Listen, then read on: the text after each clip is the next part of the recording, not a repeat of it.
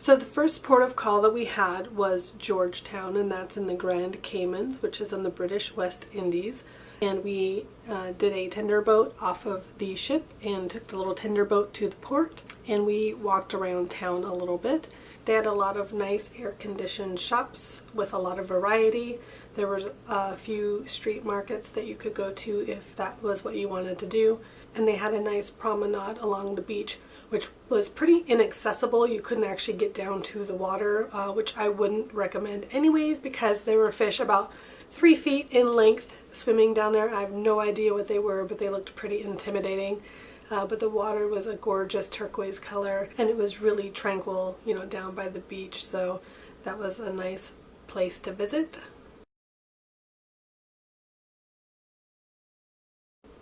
The second port of call that we had was Roatan, Honduras, and the ship pulled in right into Mahogany Bay. So we had a little bit of overcast skies that day, and it was not very sunny, but we were all ready to go exploring.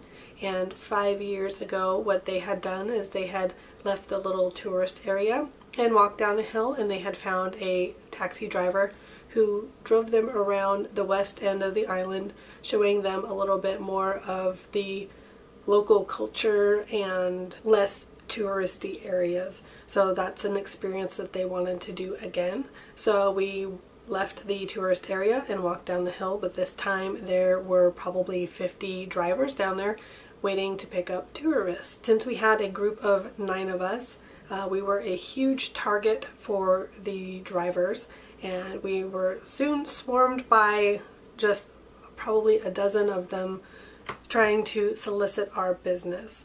And that was a little bit frustrating because they were not listening to us when we said that we were looking for someone in particular, and they were very repetitive. They were all saying pretty much the same thing over and over and over and over again, as if we didn't hear them the first time. And I understand that they were trying to get our business, but it was a little bit frustrating when there was 9 of us trying to figure out what we needed to do to have a good time on Roatan. So Dave and Joe and Steven and the others were looking for their particular taxi driver, and we got to the bottom of the hill, and there were a few men that had followed us all the way past everybody else, and they kept saying the same things, you know, $10 per person, $5 each way, I've got a big van that'll seat you all with air conditioning, and I'll show you this and that and this and that. And like, we were just, it was constant, a barrage of, you know, them trying to get our business. And it got to the point where I unfortunately lost my temper a little bit, and I feel awful that I did.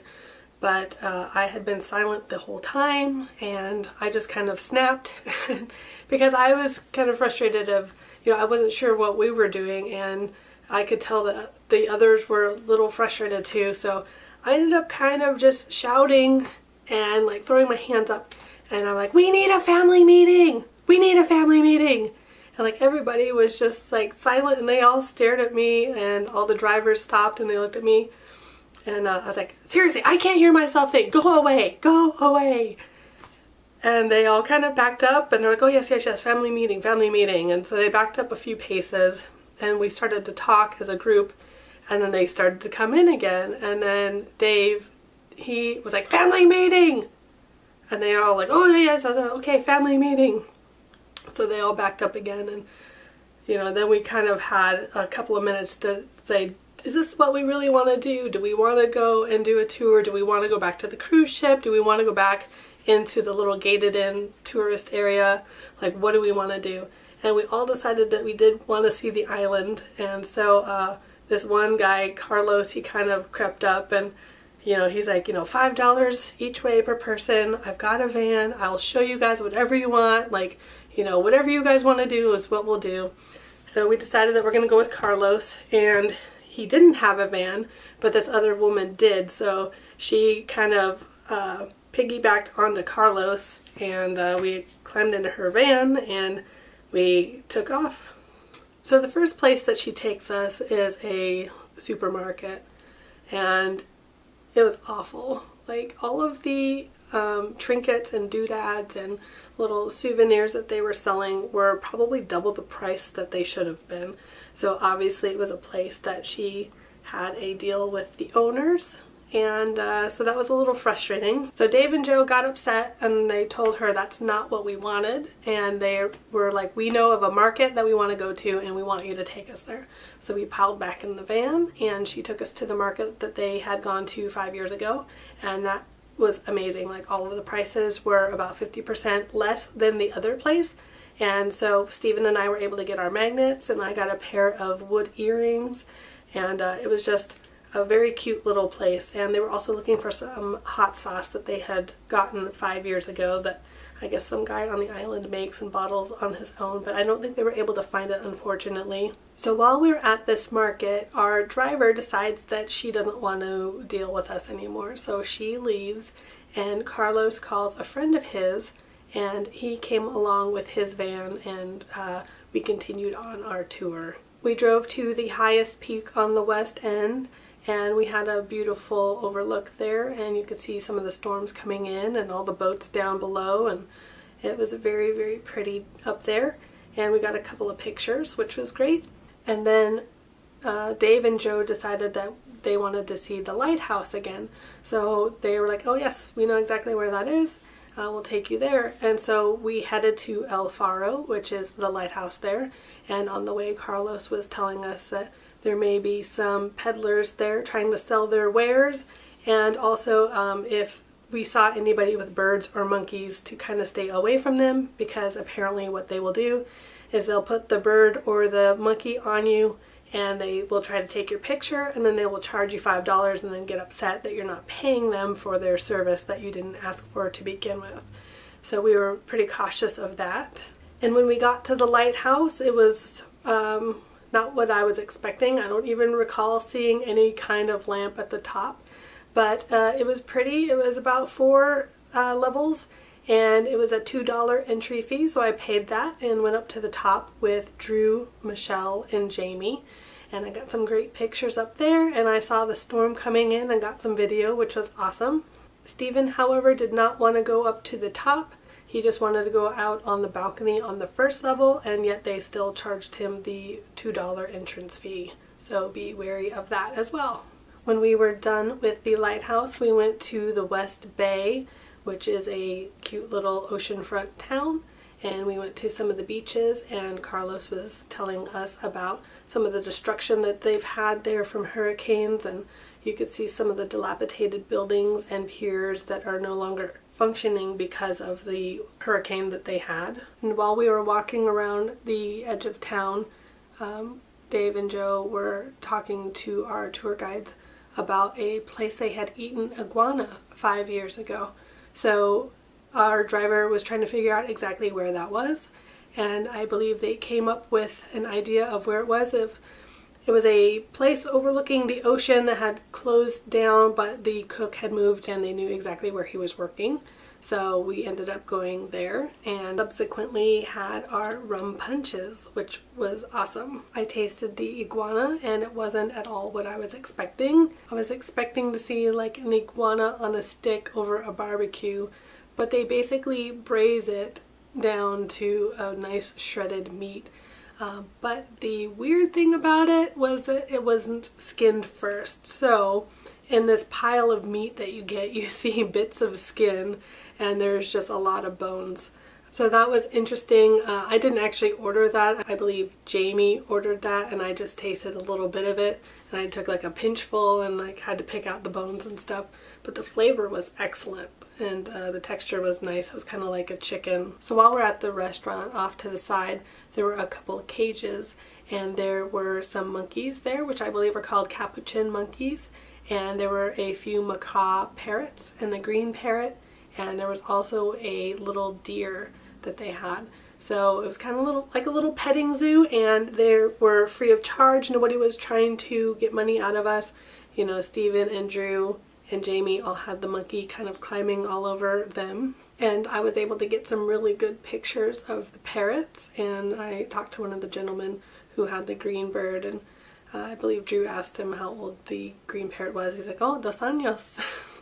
So after we had our meal and our rum punches, we returned to the cruise ship and we paid John and Carlos and hit the duty-free shop, and we bought some Crown Royal there. So they had 4 big liters of Crown Royal for $71 duty-free. Some of the other prices on things didn't look too great to me. I was looking at some of the chocolates that they had.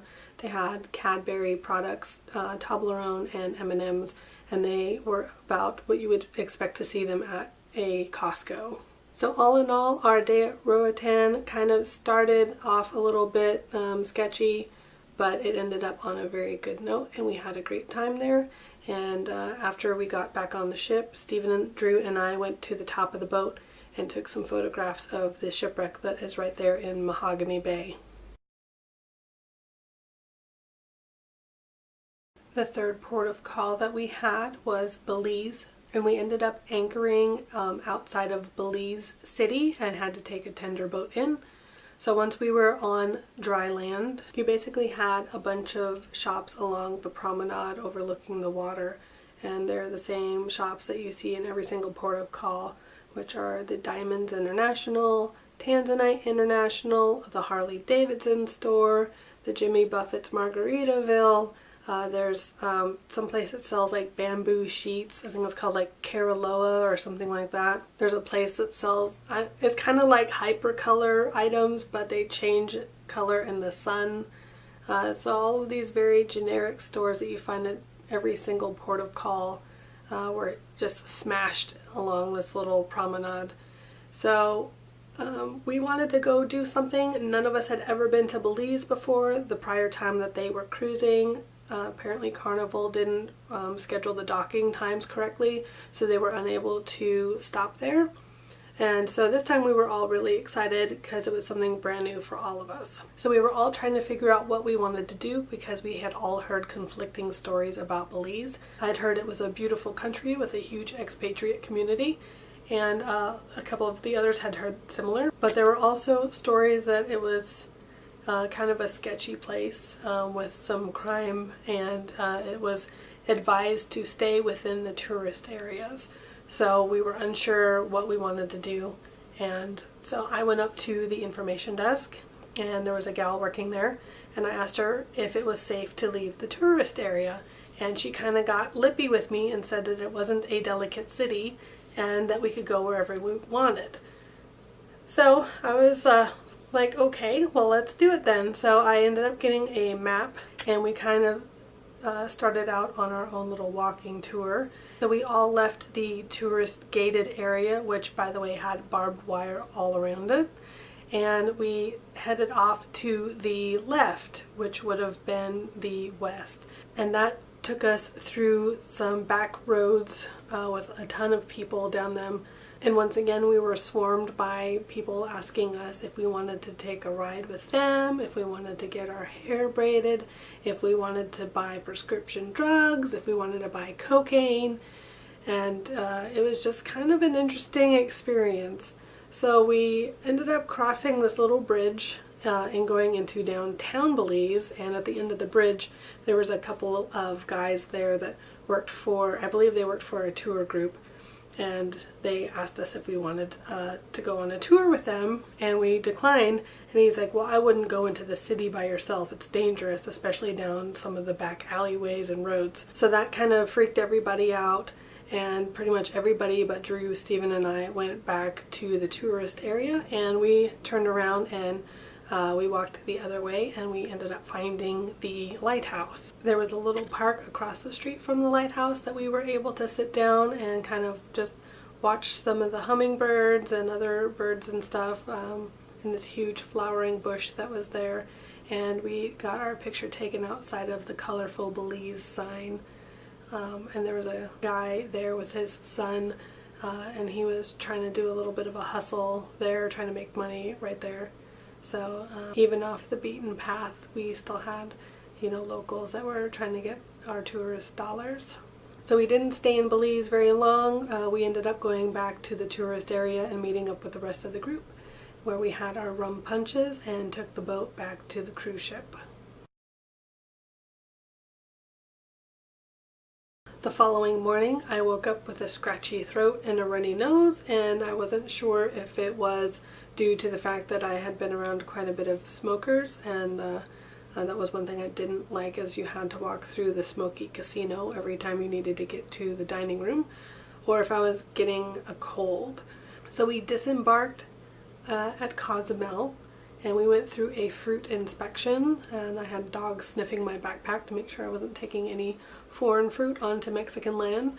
Then we walked around the tourist area, which was nice and big and clean, and then we left the main tourist area to go see if we could find a beach. Once we were outside, we were able to talk to a couple of tour guides that told us that the beaches were a few miles away, and they all had an entrance fee that you had to pay.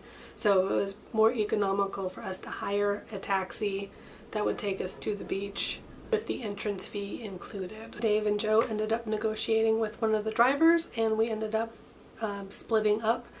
So Brandon and Jamie decided to stay in town while 7 of us took a taxi to La Playa Uvas, or Grapes Beach. And there was a $20 entrance fee for that, which also gave you access to snorkeling and some kayaking, and you also had 1 free alcoholic drink per person for the $20. So we found our beach loungers, and we got settled in, and we got our drinks, and we were enjoying the beautiful sun, and most of us ended up going snorkeling, which was amazing. And while we were getting ready to go snorkeling, there were fish all around us. You could reach down and grab them if you wanted to. And in fact, one of them decided to grab me right on my bum. I got a healthy pinch right on my bum, and I screamed and freaked out a little bit, but it was kind of funny. So once we got all settled in and started snorkeling, though, it was just amazing to see how clear the water was and how many fish were there. One of the workers there at the beach, though, was feeding the fish, so he would kind of swim up close to you, and he would disperse some of the food right in front of you, and the fish would swarm, and he would take some pictures and things, so that was pretty cool. So lucky for me, I had my underwater camera, and I was able to get some footage of my own. We spent a couple of hours there at the beach. We were able to get some sun and some fresh air before returning back to the port, which was La Puerta Maya. We had an agreed upon time to meet of 3 o'clock, and as we were waiting, I just started feeling sicker and sicker, and I wasn't sure if it was because I was dehydrated or had too much sun. But I just felt kind of dizzy and woozy, and fortunately for me, Joe had a bottle of water she gave to me, so I was able to rehydrate a little bit while we waited for Brandon and Jamie to meet up with us. Then once I started to feel better and we decided on a place that we were going to meet, we kind of broke up, and I did my souvenir shopping where I got my magnet, and I also bought an authentic falsa Mexican blanket that I had been actually wanting to get for a couple of years now. So we all met up and we had our rum punches. I believe most of us had the hurricane, which was delicious. Then we got back on the boat and I took a nap. So all in all, I would say that Cozumel was my favorite stop along the way. It was nice and clean, and I didn't feel threatened at all. The taxi ride was nice down to the beach. The beach was clean and well run. They had clean bathrooms. Snorkeling was great. And for $20, being able to snorkel and kayak and have a place to sit in sun was just, I think, a very good value.